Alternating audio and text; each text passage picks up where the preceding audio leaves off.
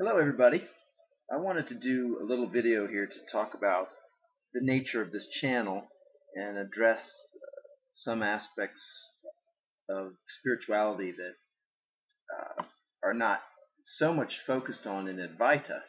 So of course the name of this channel is Advaita, Bhakti, Seva, and Advaita non-duality is sometimes referred to as the direct route to self-realization, if you will. That's kind of a loaded term, but let's use it. And in Advaita circles, you can often find that there's not much interest in Bhakti or Seva, what might be considered to be, dual-based approaches to consciousness, to self-realization. So I thought I'd talk a little bit about that. And Bhakti is generally defined as devotion, and Seva defined as service. And so how is it that these apparently dualistic phenomena have an effect on someone achieving self-realization? And there's a variety of aspects to this. So sometimes Advaita is called the direct path, and you could say thereby that maybe Bhakti and Seva are not as direct. Another analogy that's sometimes used is if you get on a train. When you get on the train, you don't keep carrying your luggage. You put your luggage on the floor. You kind of turn the weight over to the train. You don't have to keep carrying the weight. And you could say that that's analogous to the surrender that's involved in bhakti. If you're inclined towards a devotional orientation in your spiritual path, it means that there's some religious principle, some figure or form to which you devote yourself or your spiritual attention, and that devotion, that focus of energy, facilitates a transformation and recognition. And you could say eventually it also leads to a state of Advaita. In fact, all of these paths are legitimate in the sense that they culminate at the same point. You could say a person who immerses themselves in service will eventually recognize their true nature. A person who immerses themselves in devotional activities will eventually recognize their true nature. And then in Advaita, the classic way is kind of what might be characterized as an intellectual path, namely to perform self-inquiry, to honestly assess, what is my true nature? What from where do I originate? Where do my thoughts arise from? What is the source of thought? What is it in which thought arises? So that can sound a little abstract, but those kind of questions help to point your consciousness towards that from which you come. And, as soon as we put a label on that from which you come, if we call it God, divinity, universal energy, probability, nothingness, all of those are just kind of names that are limited in their ability to describe something which cannot be defined. So anyway, back to this devotional principle. A book I'd like to share with y'all. This is I think I've referenced it in some other videos on the vegan channel, but this is by David Godman. It's Be As You Are, the Teachings of Sri Ramana Maharshi. So I'll show that to you, and it's a great book. And one of the reasons I really like it is that in the beginning, the first chapter is devoted to Advaita. So it's just a very clean, precise breakdown of what Advaita is and what the process of self-inquiry is, and that it's the fastest way to achieve recognition of your true nature. And then as the book progresses, it goes into questions that are more related to Bhakti and Seva.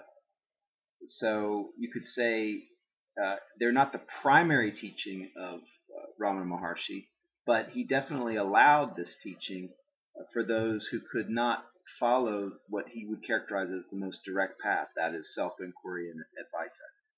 So he answers a lot of questions in the latter part of the book that an Advaitin would characterize as dualistic, maybe.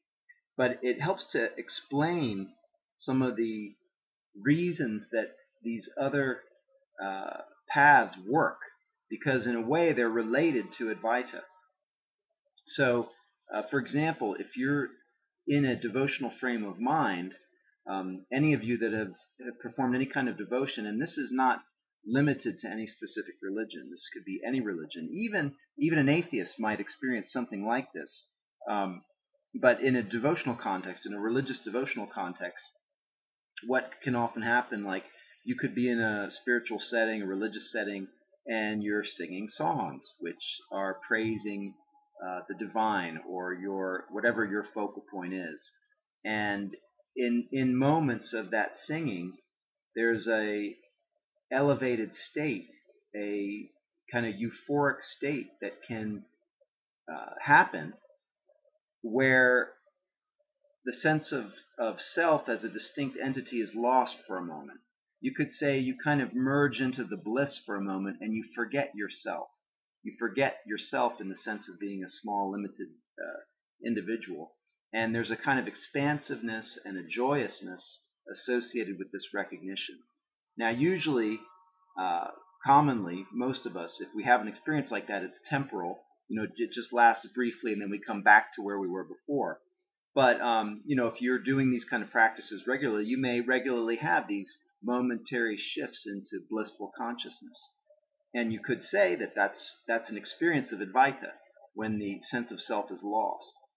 And you could say that if you perform these devotional practices over time, and these momentary experiences continue to happen, they'll probably, if your devotion remains constant or intensifies, these experiences, blissful experiences of being more than this limited body, they'll happen more frequently and they'll become longer in duration. And eventually they could possibly shift into a permanent state of awareness, whereby you're living through what appears to be a normal daily life, and yet your consciousness reflects this true aspect of yourself, this true blissful nature. The classic the classic combination of words to describe this quality in Sanskrit is Satchidananda, so being awareness bliss. It's said that being awareness bliss is our true nature, and the question is, how much do we recognize that? How much do we kind of express that with full recognition? You could say most of us are not really recognizing that that is our true nature. We're kind of going through the motions of our daily activities with, you could say, primarily externally directed attention. In other words, our attentions are directed to the external world and external phenomena, rather than being immersed in an internal sense in what our true nature is. So, in any event, the process of self-inquiry, where we're asking, who am I? That's one of the classic ways to do it. Who am I, or to whom do these thoughts occur? That can invite these states of awareness of our true nature. Devotional experiences like singing devotional songs, performing ritualistic practices, gathering together with like-minded individuals. These kind of phenomena can facilitate recognition of the true nature of reality. And then Seva would be another one where you're serving those in need. So what happens when you serve? If you serve somebody else, what happens? You could say this is a physical expression of recognizing someone else's value as equal to your own. This expression, this sacrifice of time and effort to help someone else, is a recognition that, one, we're all equal, but also you could say that we represent this endless fountain of energy that's coming from Source, and we're free to share that. And we don't have to expect something in return. We don't have to charge for our services. It's coming from a different place. Now, for a lot of people who undertake seva or service activities, you could say initially it's perhaps a dogmatic imposition on themselves. They're simply following the rules of their religion that says they should do service, so they go out and do service. And that is one way to do it. Oftentimes with that, you could say there are psychological issues where it's not coming from its purest place. It's not to say it's a bad thing. It's a good thing if you're doing service. And the very act of doing it, even if you're not fully conscious of what you're doing, it'll have transformational effects upon your own character. But over time, if you do this long enough, you kind of recognize, you could say, the selflessness that is your true nature. So by doing selfless activity, it reminds you that you are selfless. In other words, there is no self, there is no limited body, and this invites you into a state of awareness of your true nature. So kind of a long way around these things, but I hope that gives you some idea of some of the things I want to talk about, and I'm eager to hear responses from any of you that are interested in these fields, kind of talking about these different aspects of recognizing the true nature of reality, Advaita, Bhakti, Seva.